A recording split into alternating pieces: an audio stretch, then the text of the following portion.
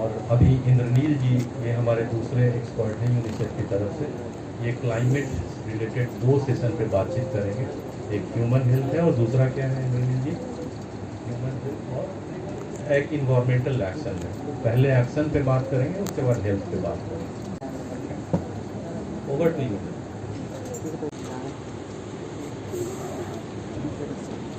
सभी को एक बार बहुत बड़ा नमस्कार मेरे तरफ से। मैं इंद्रनील यूनिसेफ की तरफ से पटना बिहार में काम करता हूँ और विशेषकर वाटर सैनिटेशन एंड हाइजीन की जो बहुत बड़ी मुहिम चल रही है पूरे देश भर में, उसको मैं यूनिसेफ की तरफ से बिहार राज्य में बहुत सारे पायलट किया हुआ हूँ। साथ में अभी एक क्लाइमेट चेंज के ऊपर एक बहुत बड़ा कार्यक्रम लॉन्च हुआ है बिहार सरकार के तरफ से, जल जीवन हरियाली अभियान। तो उस अभियान को भी कुछ हद तक स्टेट लेवल में और अलग अलग स्तर पे उस चीज को मैं देख रहा हूँ।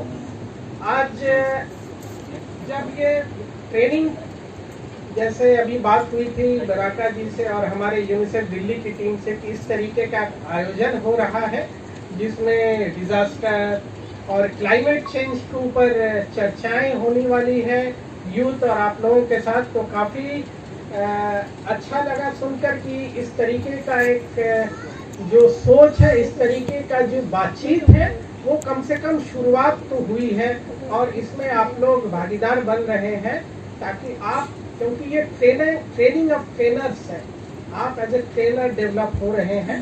ये बहुत अच्छी बात है कि आप लोग जब अपने डिस्ट्रिक्ट में इस तरीके के बातों को ले जाएंगे, लोगों को बताएंगे, तो काफ़ी ज़्यादा एक मैसेज लोगों तक पहुंचेगा कि बहुत बढ़िया एक चीज़ है। क्लाइमेट चेंज को शुरुआत करने से पहले एक चीज़ बताना बहुत ज़रूरी है कि क्लाइमेट चेंज का जो इम्पैक्ट है वो निरंतर आप लोग देख रहे हैं। विगत कुछ वर्षों से 1-2 साल, 3 साल, 4 साल से बाढ़, उसके बाद साइक्लोन की जो क्वांटम है वो बढ़ी है। तो क्लाइमेट चेंज अब धीरे धीरे हमारे व्यक्तिगत जीवन स्तर पर असर करने लगा है। हम जो भी गतिविधि इतने दिनों में किए हैं वो धीरे धीरे अब वो रिफ्लेक्ट हो रहा है, इस तरीके से वो इफेक्ट कर रहा है। तो हमारा प्रेजेंटेशन इसी 2 प्रेजेंटेशन है। एक मॉड्यूल 1 है जो क्लाइमेट चेंज और वातावरण में किस तरीके से हम एक्शन के रूप में काम कर सकते हैं, और दूसरा प्रेजेंटेशन है कि स्वास्थ्य पे क्लाइमेट चेंज क्या असर कर रहा है और कैसे हम उस असर को थोड़ी सी मिटिगेट कर सकते हैं, थोड़ी सी कम कर सकते हैं।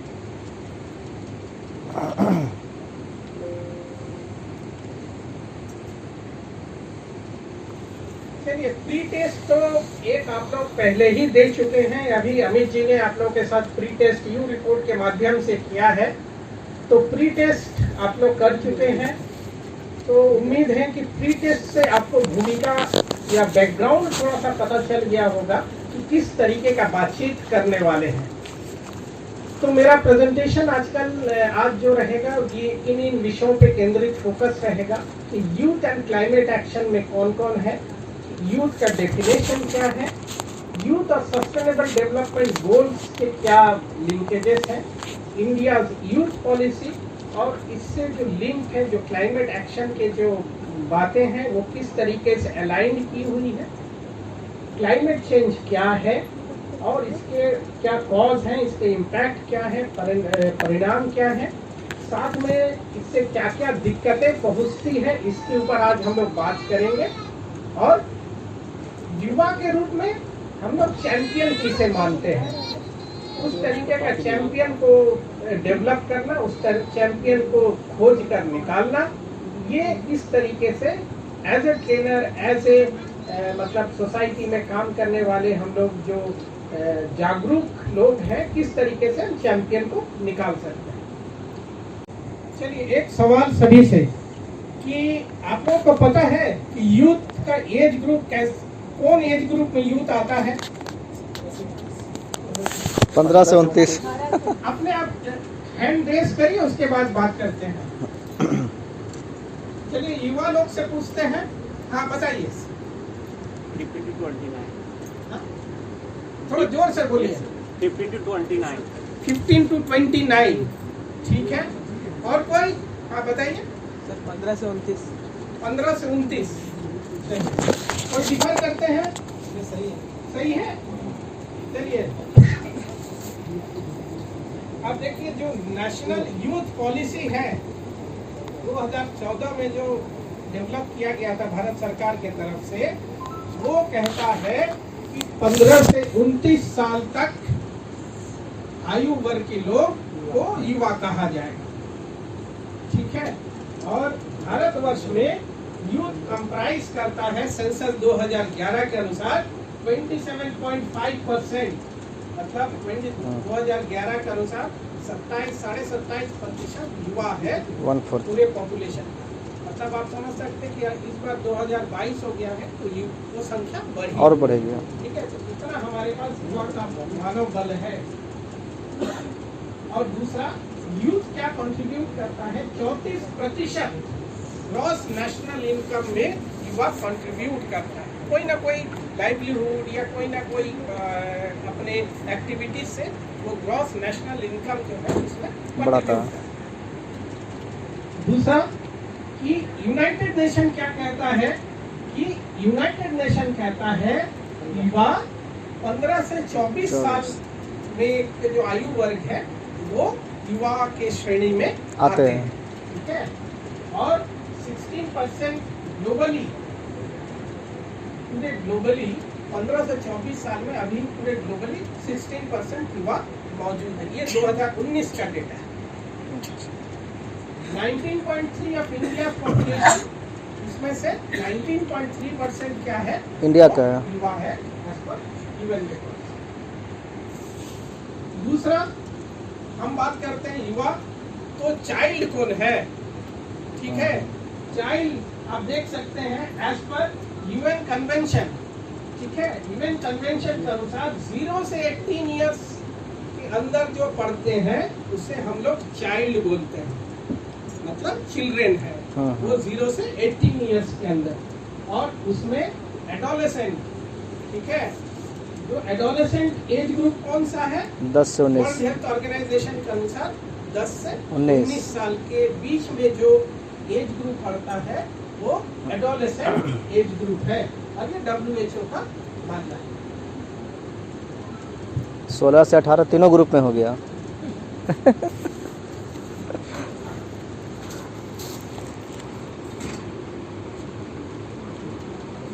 अब एक चीज बताइए,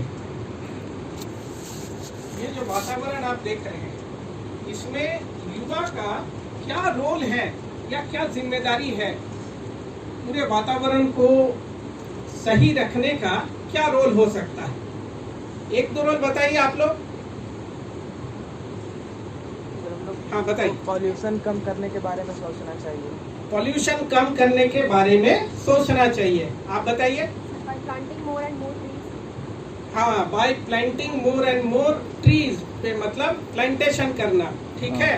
और हाँ बताइए। Saving water. सेविंग वाटर, बहुत बढ़िया। पानी का बचाव, सर अवेयरनेस अवेयरनेस, बहुत बढ़िया अवेयरनेस, ठीक है। अब धीरे धीरे मैं लिंक करूंगा एक दो चीज। Sir, in this period, youth is कौन सा बोल? ओ आप बोल। the youth is also aware himself, and it can also make awareness to the society involved in it. Because that period is a learning and the youth that is. चलिए बहुत बढ़िया।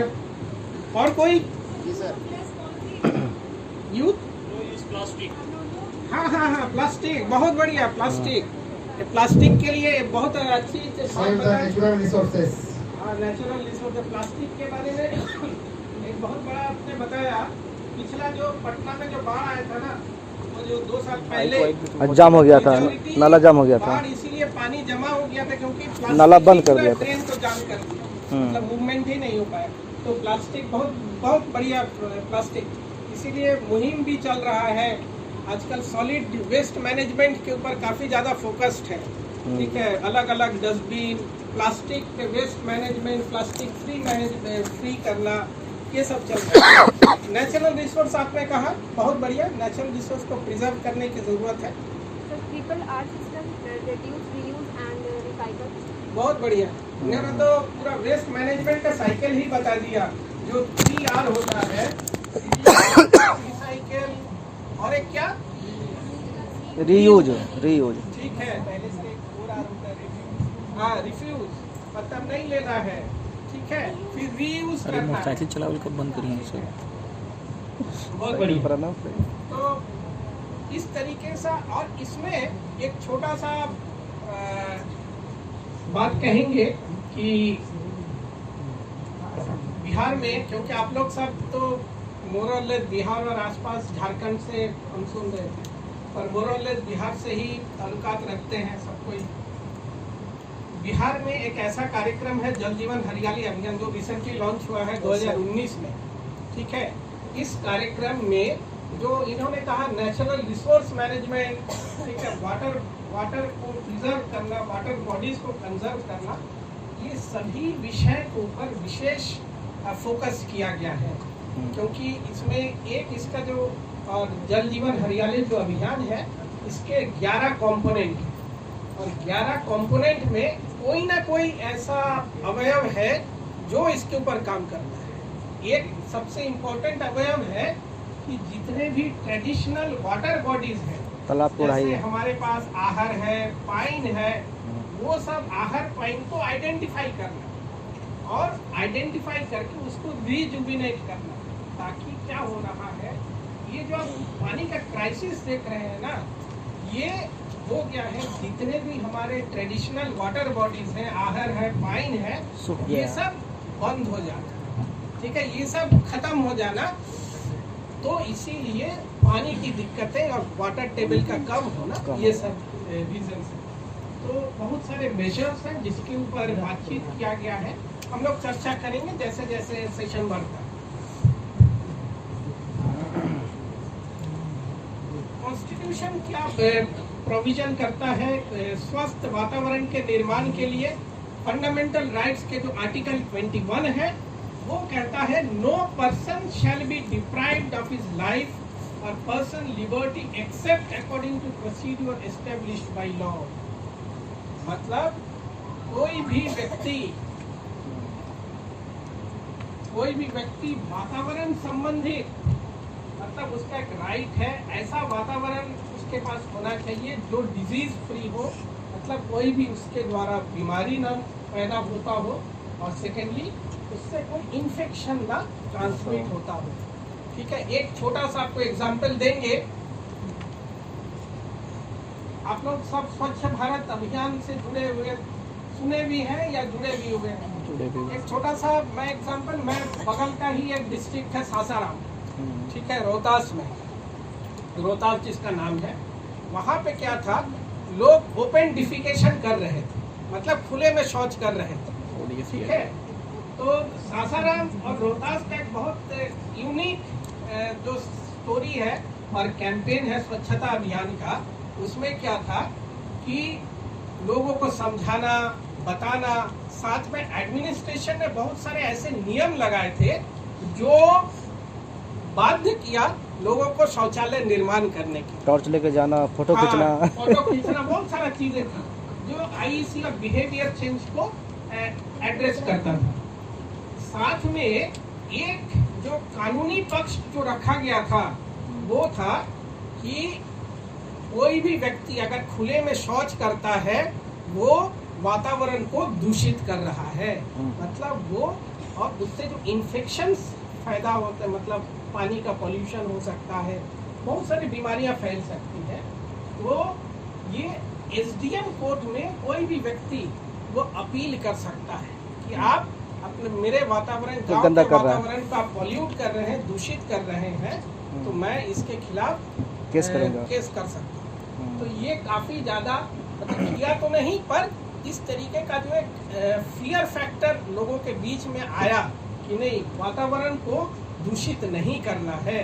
तो ये एक बहुत बड़ा फैक्टर काम किया ODF ओपन डिफिकेशन फ्री बनने में। ठीक है, तो इस तरीके का यूज किया जा सकता है। साथ में आर्टिकल 51A जी जो बात करते हैं कि every citizen of India to protect and improve the natural environment, वही बोल रहा है कि प्रोटेक्ट करना है।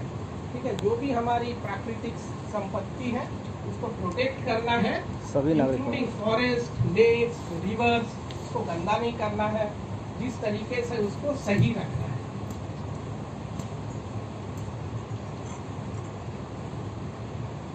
यूथ को क्यों एंगेज करना है? यूथ को एंगेज करने का हमारा मकसद क्या है? पहला, क्रिटिकल थिंकर्स, मतलब वो लोग सोच सकते हैं, अपना लॉजिक लगा सकते हैं। ये आप सोच सकते हैं कि अभी हमारे जो बच्चे हैं वो जितना प्रोग्रेसिव सोचते हैं, भले वो जो भी अवेयरनेस हो, टीवी का हो, मोबाइल का हो, अन्य अलग अलग इंफॉर्मेशन के जितने भी सोर्सेस अभी हैं वो पहले उतने नहीं थे। तो जितने सोर्सेस हैं उतना सोचने का भी क्षमता बढ़ा है बच्चों में। तो यूथ एज क्रिटिकल थिंकर, वो सोच सकते हैं, एनालाइज कर सकते हैं कि किस तरीके से हम अपने पर्यावरण को सही कर सकते हैं। दूसरा, चेंज मेकर्स, क्योंकि जब हमारे यूथ 27.5% है तो अगर सही ढंग से अगर काम करेंगे बड़ा बदलाव तो बदलाव का वो एक जो क्षमता है वो काफी बड़ी मात्रा में हमारे पास उपलब्ध है। इनोवेटर, जो भी इनोवेशंस होते हैं वो यूथ के द्वारा ही, आप जितने भी आप देखें, जितने भी नए नए प्रयोग हो रहे, नए नए चीज जो आ रही है वो बच्चों या यूथ के माध्यम से ही निकल कर आ रहे। रिसर्च हो, साइंटिफिक हो, कम्युनिकेटर, बहुत सारे युवा हमारे बहुत अच्छे वक्ता होते हैं, श्रोता होते हैं। ठीक है, मतलब बोलते बढ़िया है। ठीक है, तो वैसे वक्ता, वैसे लोगों को जरूरत है। ठीक है, जो लोगों के बीच में अपने आप को टच कर सके, अटैच कर सके। लीडर, हम लोग लीडरशिप क्वालिटी, लीडरशिप स्किल्स की बात करते हैं क्योंकि लीडरशिप बहुत ज़रूरी है कोई भी प्रोग्राम को आगे ले जाने के लिए। तो युवा हमारे पास ऐसे हैं जो बेहतर लीडरशिप दे सकते हैं। क्योंकि एक और चीज़ है, ये जो आप पंचायत चुनाव बिहार में हुआ रिसेंटली, आप यकीन करेंगे मैक्सिमम जो पंचायत जो मुखिया है वो लोग एज ग्रुप इस बार काफी कम हुआ है। ठीक है, ये बात तो मतलब धीरे धीरे युवाओं, मतलब युवा एक लीडरशिप पोजीशन में पहुंचने का प्रयास कर रहा है, वो एक बहुत पॉजिटिव साइन है। क्योंकि युवा अगर पहुंचेगा तो वो बेहतर सोच के साथ बेहतर काम कर सकते हैं। क्योंकि ये सब की जानकारी, पढ़ा लिखा है, मैक्सिमम आप युवाओं को देख लीजिए और परिवार को भी देख लीजिए, प्रायोरिटी शिक्षा पे डालता है। कोई भी आप परिवार देखिए, मैक्सिमम आजकल शिक्षा के ऊपर प्रायोरिटी फैमिलीज का बढ़ा है। बढ़ने के क्रम में जो भी युवाएं जो लीडरशिप पोजीशन में पहुंच रहा है, उम्मीद करना है कि आने वाले दिन में बेहतर लीडरशिप स्किल्स आएगा, बेहतर काम करने की क्षमता आएगी और बेहतर काम हो सकता है। ये वाला एक स्लाइड है, सस्टेनेबल डेवलपमेंट गोल्स। ठीक है, तो 17 हमारे गोल्स हैं, यूएन के हैं। ठीक है, और 169 टारगेट है। तो इसमें से आप देख सकते हैं कि सब लिंक है। एक सबसे बड़ी जरूरत है क्लीन वाटर एंड सैनिटेशन।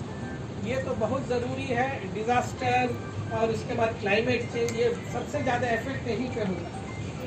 ठीक है, क्लीन वाटर एंड सैनिटेशन, साफ पानी का मिलना, और वो बड़ा क्राइसिस बनता है। ठीक है, और दूसरा एक होता है, आप देखेंगे 13 नंबर है क्लाइमेट एक्शन।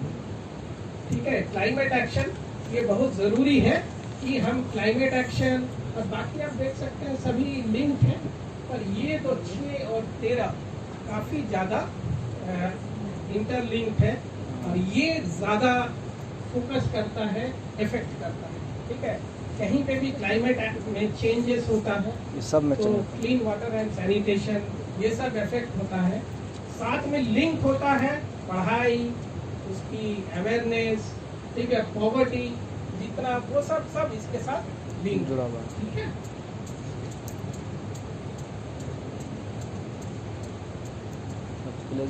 तो हमारा यूथ और सस्टेनेबल डेवलपमेंट के जो गोल्स हैं उसके एजेंडा क्या है, इसका एक और चीज जान लेना है कि एसडीजी के जितने आप जो इसके पीछे वाला आप देख रहे हैं ना, 17 जो गोल्स हैं ये हमको प्रयास करना है 2030 तक अटेंड करना है। 2030 एक डेडलाइन रखा गया, ठीक है। इससे पहले सस्टेनेबल डेवलपमेंट गोल से पहले मिलेनियम डेवलपमेंट गोल्स था, MDG, ठीक है, वो 2014 में 14 तक अटेंड करना था, जितना हुआ। फिर उसके बाद गोल्स को बढ़ाया गया, फिर 17 गोल्स किया गया और ये अटेंड करना है 2030 तक। करने में क्या इसके सबसे इम्पोर्टेंट प्रायोरिटी है, लीव नो वन बिहाइंड, किसी को पीछे नहीं छोड़ना है, और सबको लेके चलना है, ठीक है, सबको साथ लेके चलना है। रीच द फर्दस्ट बिहाइंड फर्स्ट, मतलब जो लास्ट माइल में है, ठीक है, लास्ट माइल वाला व्यक्ति तक हमें पहले पहुंचना है। मतलब क्या होता है, जनरली हम गांव में, देहात में या कहीं पे भी डिजास्टर आता है तो ज्यादा इफेक्ट कौन होता है, जो महादलित परिवार है, जो एकदम दूर में रहते हैं, एम्बैंकमेंट में रहते हैं, ठीक है, उनको कोई ख्याल नहीं करता है। तो उन परिवारों को हमको पहले पहुंचना है, उनको पहले अटेंड करना है। और एक चीज और छोटा सा हम लिंक करेंगे एक एग्जांपल से। एक प्रोग्राम चल रहा है बिहार में, मुख्यमंत्री पेयजल निश्चय योजना, ठीक है, और भारत सरकार का एक प्रोग्राम है जल जीवन मिशन, जो पानी सप्लाई करने, मतलब हर घर में नल जल योजना, नल के द्वारा वाटर सप्लाई होना है, ठीक है। इसके अलग अलग पॉजिटिव नेगेटिव दोनों चीज है, और सबसे इम्पोर्टेंट चीज उसमें एक चीज है कि हमको हर घर तक नल की जल पहुंचाना है। साथ में जो अंतिम व्यक्ति है उसके घर में भी उसी फोर्स से पानी पहुंचना चाहिए। ये गाइडलाइन में एज एन ऑब्जेक्टिव रखा गया है।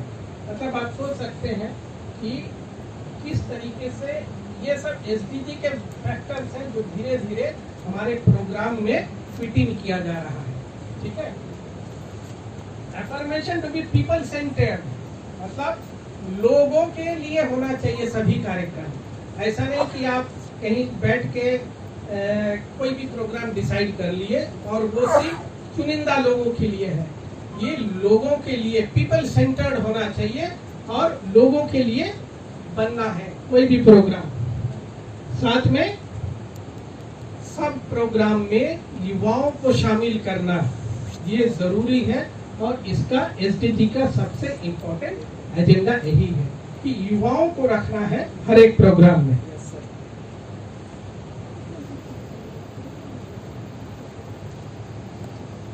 अगर हम नेशनल यूथ पॉलिसी को देखते हैं, 2014 वाला जो पॉलिसी है, हमारा प्रायोरिटी एरियाज क्या क्या है। एक तो है शिक्षा, education, skill development, entrepreneurship, health, sports, social values, community engagement, participation in governance, youth engagement, inclusion और सोशल जस्टिस। ये सभी चीज जो है ये यूथ पॉलिसी के फोकस्ड एरियाज हैं, मतलब प्रायोरिटी। इसके ऊपर जितने भी पॉलिसीज हैं इसको यूथ का बढ़ावा देने के लिए इन सब के ऊपर काम करने की बात है। और किस तरीके से क्लाइमेट चेंज एंड एनवायरनमेंट इससे रिलेटेड है, वो है क्लाइमेट चेंज और एनवायरनमेंट सस्टेनेबिलिटी करिकुलम। मतलब आप लोग विद्यालय में, कॉलेजेस में देखे होंगे आजकल एनवायरमेंटल ईवीएस का एक सब्जेक्ट एड ऑन किया गया है बच्चों में भी, ठीक है। मेरा बच्चा छोटा वाला वो पढ़ता है तो क्लास 1 से ही ईवीएस का सब्जेक्ट है, एनवायरमेंटल साइंस, और ये सब विषय के ऊपर उन्हें बताया जा रहा है। तो मतलब शुरुआत से ही करिकुलम में लोगों को फिट किया जा रहा है कि हाँ हमारा जो प्लेनेट है इसके बारे में सोचना होगा और इसके ऊपर मतलब क्या हो रहा है इसके ऊपर आपको निर्णय लेना होगा। Green and blue green and blue jobs कोई समझते हैं? कोई भी? ग्रीन बताइए। ब्लू बॉक्स तो सुना है मैंने। इनको माइक देंगे?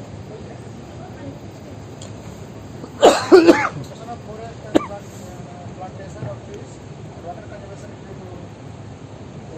jobs, professionals dedicated to water conservation and forest conservation, and more and more plantation of trees to increase the population of trees. So some types of jobs are also related to this field. ठीक, चलिए कुछ हद तक सही बोल रहे हैं। और बताइए ग्रीन जॉब्स किसने कहा? आपने? हाँ, बहुत बढ़िया है, सही सही पकड़े हैं। जिसमें कार्बन फुटप्रिंट कम। हाँ, कार्बन फुटप्रिंट मतलब जितने भी ऐसा काम हमको करना है जिससे एकदम सिंपल और सादा भाषा में वेस्ट का जो फॉर्मेशन है मिनिमम हो, ठीक है। वेस्ट और उससे रिलेटेड जितने भी क्योंकि आगे हम बात करेंगे ग्रीन हाउस गैस, ठीक है, वो सब गैसेस का प्रोडक्शन कम होना चाहिए। हमारा गतिविधि ऐसा होना चाहिए कि या हम जो भी काम कर रहे हैं वो ग्रीन हाउस गैस, ठीक है, इस तरीके की गतिविधि एकदम मिनिमम होनी चाहिए, ठीक है। वो है हमारा ग्रीन एंड ब्लू जॉब्स। ठीक है। बिल्ड कैपेसिटी एंड स्किल्स मतलब अपने आप को सशक्त करना, मजबूत करना, कैपेसिटी डेवलपमेंट। जैसे आप ट्रेनिंग ऑफ ट्रेनर्स हो रहा है ना, इसी तरीके से जब आप लोग अपने अपने जगह जाएंगे इस तरीके का कैपेसिटी डेवलपमेंट और भी करें ताकि लोग समझे और इसको आगे लेकर जाए। Awareness on health, nutrition and preventive care. स्वास्थ्य, न्यूट्रिशन कि क्या खाना होगा, क्या खाने से हमारा स्वास्थ्य ठीक रहेगा, और प्रिवेंटिव केयर किस तरीके से हम अपने आप को दवाई के बिना प्रिवेंशन के रूप में कौन कौन सी एक्टिविटी करें, इससे हम बहुत सारे क्लाइमेट रिलेटेड डिजीजेस को रोक सकें। Targeted disease control programmes for youth. बहुत सारे प्रोग्राम्स होते हैं जो बीमारी को कम करने के लिए, बीमारियों को, जैसे एक आता है जल जमाव, जल जमाव से मलेरिया, फाइलेरिया, इन सब की प्रॉब्लम आती है, बीमारी फैलती है। तो उसके लिए हम क्या कर सकते हैं डिजीज कंट्रोल के लिए, ठीक है। ये सब सारी चीज इसमें शामिल किया है। Leverage support from CSOs. CSOs हो गया। सीएसओस क्या होता है?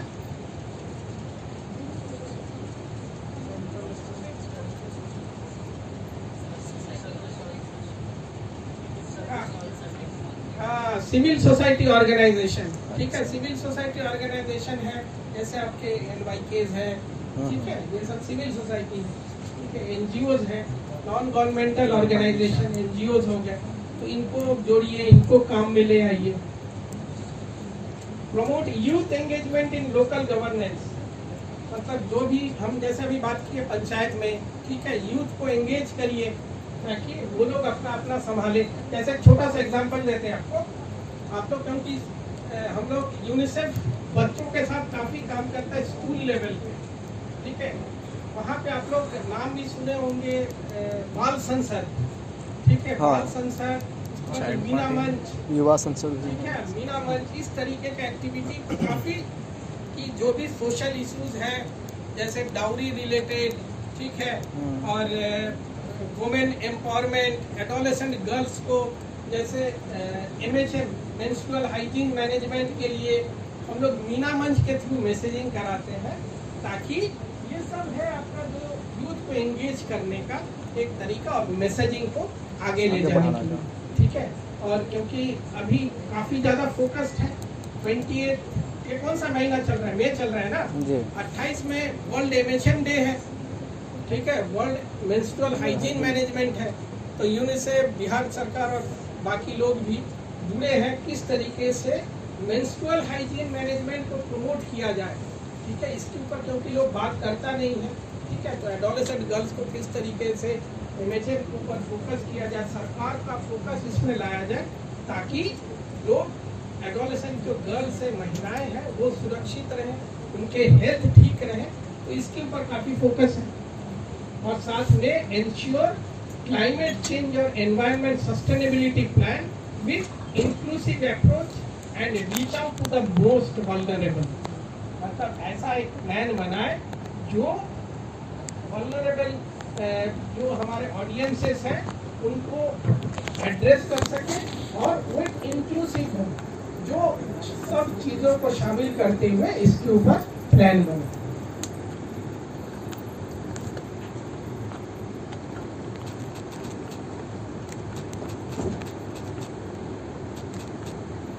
अब 10 सेकेंड के लिए थोड़ा आंख बंद करिए। आंख बंद करिए 10 सेकेंड।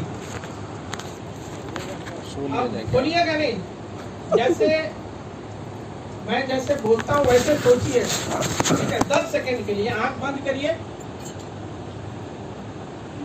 रिलैक्स हो जाइए और सोचिए कि आप जिस शहर से आते हैं उस शहर में ऐसा कोई आपदा या ऐसा कोई प्राकृतिक चीज आप विगत 1 से 2 साल में महसूस किए हैं जो अधिक से अधिक लोगों को परेशान कर रहा है, या एक ऐसा प्राकृतिक आपदा जो अधिक से अधिक लोगों को अधिक से अधिक लोगों तक उसका इम्पैक्ट पहुंचा रहा है। सर आंख बंद करके, ठीक है? नहीं, सोचना है, बताने तो है ही। आंखों को रेस्ट भी मिल रहा है। चलिए आंख खोलिए। 1-2 जन बताइए, कोई आप बताइए सर। आप ग्रीन शर्ट में आगे बताइए। हाँ आप बहुत ध्यान से सोच रहे हैं। कोविड-19 सर। कोविड-19, चलिए सर को दीजिए बगल में। कोई ऐसा चीज? फ्लड। आप कौन से डिस्ट्रिक्ट से आ रहे हैं? कैमूर। कैमूर में तो फ्लड आता है क्या? आता? हाँ। टेम्परेचर बढ़ा हुआ सर। टेम्परेचर बढ़ा हुआ। मैं झारखंड से, साहेबगंज से, और अभी हाल फिलहाल में ही यास जो चक्रवात आया था, जिससे काफ़ी संख्या में लोग, क्योंकि हमारे पहाड़ी इलाका है, जो बाढ़ का पानी आया उससे बारिश के कारण जो बाढ़, तो काफ़ी नुकसान रहा। सबसे बड़ा चीज़ है कि लगभग 15 से 20 फीट तक जो पानी का बहाव था, जो पहाड़ी इलाका से जो नीचे उतरा, तो पहाड़ी रिहायशी इलाका जो हमारा था वो सबसे ज़्यादा प्रभावित किया। और दूसरा जो सबसे बड़ा चीज़ है कि पहाड़ी इलाका में हमारा माइनिंग होता है, तो माइनिंग के कारण ओवरबर्डन होता है, जिसके कारण कि बारिश में जब हम जानते हैं तो ओवरबर्डन को वो विस्तार नहीं करता है, तो बारिश में वो जो ओवरबर्डन है वो धीरे धीरे सिल्टेशन होते हुए पानी गंगा में चली जाती है और अंडरग्राउंड वाटर को भी वो कंटिन्यूशन करता है, जिसको आर्सेनिक और फ्लोराइड का सबसे ज़्यादा, ये 2 चीज़ें हमारे यहाँ बहुत ज़्यादा इसके प्रभावित लोग होते हैं और लोग जनजीवन को उसका बहुत ज़्यादा प्रभावित होंगे। सर पिछले 1-2 साल में मैं 2 जगह का उदाहरण देना चाहूँगा। मेरा नेटिव प्लेस गोपालगंज जिला है और मैं पोस्टेड हूँ छपरा में। गोपालगंज जिला में 2 साल पहले मेरे गांव में खुद बाढ़ आया था, कोई 2 रीज़न था। दूसरा गंडक नदी के कारण, और छपरा में जो सबसे बड़ी समस्या है, एक है सॉलिड वेस्ट की, जिससे काफ़ी हेल्थ इम्पैक्ट जो है उसका काफ़ी देखा गया है। और दूसरा सबसे बड़ा वहाँ पे है एयर क्वालिटी की, जो डस्ट के कारण और बाकी चीज़ों के कारण जो एलर्जिक पीपल है उनमें कफ या इन सब चीज़ों का फ्रिक्वेंसी बढ़ा है।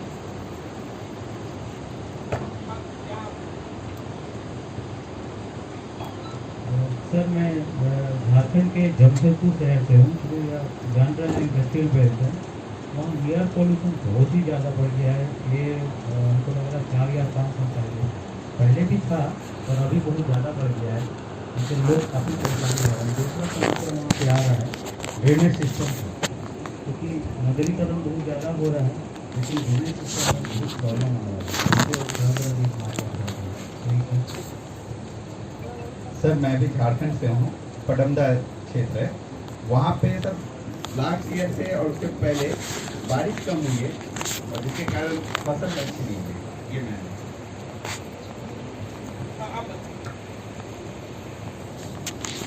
recently and during Jamui.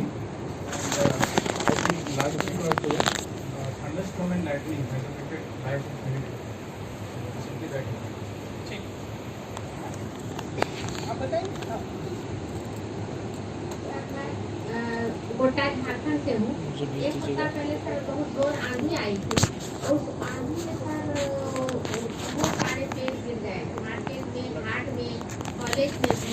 तो मार्केट और घाट में सर बहुत सा जान माल का नुकसान भी हुआ और फिर सर ये पेट्रोल पंप का भी गिरा, एक पेट्रोल पंप तो पूरा बर्बाद हो गया और बहुत समस्या हुई और इससे जो है 2-3 दिनों तक बिजली नहीं आई और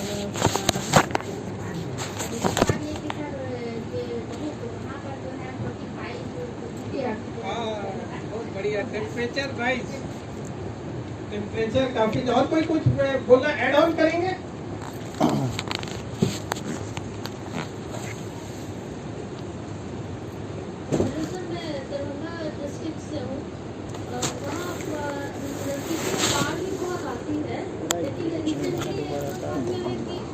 बारिश भी आती है तो बारिश नहीं होती और जब फसल जिस टाइम उसको पानी चाहिए उस टाइम उसको बारिश मिलती नहीं है, बहुत ही ज्यादा नुकसान होता है इस कारण से।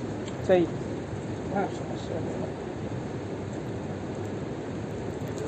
हाँ बोलिए। तकलीफ देंगे कैसा कैसे करेंगे हम लोग मगन रहेगा ना तो 2-3 साल से जलस कर काफ़ी गिरावट आ रही है, पानी की जो किल्लत है और दूसरा टेम्परेचर राइज तो हो ही रहा है और तीसरी जो अभी आपको बताया दुकान में वो ड्रेनेज का प्रॉब्लम था, ये मेजर प्रॉब्लम मुझे पटना में मैं देखा अभी 2-3 साल। ये इसी इन्हीं का बात से याद आया कि पटना में मैं पहले ग्राउंड फ्लोर में रहता था, ठीक है, और ये जो बाढ़ आया इतना तेजी में पानी आया रात को भी 2-3 बजे, हाँ, तो घर के अंदर घुस गया मेरा, क्योंकि ग्राउंड फ्लोर में था। अचानक से पानी बढ़ा तो पूरे घर में गया। मतलब हम ऐसे ही रात को एक बार उठे तो नीचे में क्यों भींगा हुआ क्यों लगा, क्या हो गया पानी का? क्योंकि आदमी अगर तुरंत सो के उठता है ना, आप थोड़ा सा दूसरे इसमें रहते, तुरंत आप इमेजिन नहीं करते, आप सोच भी नहीं सकते कि पानी घर में आ गया। हाँ, क्योंकि जब थोड़ा सा ये लाइट जलाए तो तुरंत देखे कि घर के अंदर तो पानी घुस गया पूरा, क्योंकि सड़क धीरे धीरे ऊपर हो गया, घर नीचे चला गया है। भले आप अगर पटना में पाटलिपुत्रा कॉलोनी इस तरफ अगर देखेंगे, अधिकतर घर के अंदर पानी घुस जाता है ना, तो काफी ज्यादा उस समय। उसके बाद धीरे धीरे 2-3 दिन बाद पानी तो और बढ़ा, करीब 2 फीट पानी आ गया घर के अंदर। फिर हम लोग को, क्योंकि मैं नेटिव मेरा कलकत्ता है, पूरा परिवार लेकर कलकत्ता जाना पड़ा कि आप ज्यादा इतना सामान ऊपर चढ़ा करके निकालिए। तो इस तरीके का अचानक से, जिसे हम लोग कहते हैं ना फ्लैश फ्लड, ठीक है, तो ये काफी ज्यादा एक नया एक समस्या है जो हो रहा है। हाँ बताइए सर। सर हम खगड़िया डिस्ट्रिक्ट में पोस्टेड हैं, कोसी कॉलेज खगड़िया में, और खगड़िया में 6-7 नदियों से घिरा हुआ है। बिहार की स्रोत नदी कोसी नदी है और वहाँ कोसी का एक लंबा बेल्ट है। तो अभी मिनिस्ट्री ऑफ इंडियन गवर्नमेंट से जो साइंटिस्ट हैं वो हमें ये पता करना चाहते हैं कि कोसी जो रिवर है वो क्यों इतना डायरेक्शन चेंज करते हैं, उसका पर्टिकुलर डायरेक्शन है। और हर साल खगड़िया डिस्ट्रिक्ट में बाढ़ आता है और उसमें साइंटिस्ट ने उसमें दिया था कि जो कोसी रिवर का जो तलहटी है उसमें कोई सिल्ट होता है, वो सिल्ट क्या करता है, सारा डायरेक्शन चेंज करता है, उसमें सिल्ट में चेंजेस। तो वहाँ एक 2020 में अभी Indian government research centre studies होने जा रही है, जो कि वो जानना चाहती है कि वो सिल्ट में चेंजेस क्यों, और ये गवर्नमेंट का एक बहुत बेहतरीन प्रयास है। और हम आपसे सर रिक्वेस्ट ये करेंगे कि अगर बिहार स्टेट गवर्नमेंट जो है फ्लड डिपार्टमेंट उसमें जितनी तेजी से रिकॉर्ड आए, क्योंकि वो रिवर का जब तक एक डायरेक्शन तरीके में नहीं पता होगा तब तक वहीं के लोगों को बहुत सारी प्रॉब्लम होगी और हर साल बाढ़। खगड़िया जिला है और वो जिस कॉलेज में कोसी कॉलेज प्रोडक्ट हूँ, कोसी नदी कॉलेज से ठीक जस्ट पीछे है, इसलिए वो कोसी कॉलेज नाम रखा गया था। तो सर वो वहाँ वो खगड़िया जिला जो है वो 3 नदियों से घिरा हुआ है। एक कोसी जो कॉलेज के पीछे है, एक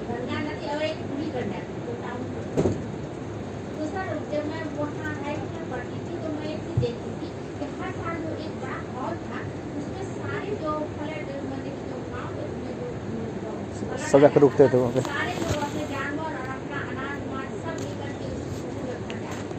मैं सोचती थी कि ये आखिर सरकार ऐसा क्यों लेता है, तो ये अभी भी परेशानी हो रही है। सही बात है। हाँ बताइए, लास्ट आपका। हाँ Sir, I think it was a mistake at Kerala. For 2 years, the sea level has been rising. So it has been engulfing the shore so much that last year during the month of May, we had thunderstorm and we had a cyclone that almost blew the entire coastal shore. I think almost 2/9 of the entire houses had to be evacuated. The people had to be removed, and within 1 week, the entire coastal line was engulfed by the sea. So it was explained by the natural disaster. Just during the life of so many people who died. Right. ये एक बहुत बड़ा important cause जो coastal line और उधर most of the families या जो house holds है वहाँ जो रहते हैं, this is one of the major एक प्रॉब्लम हो रही है क्लाइमेट चेंज का।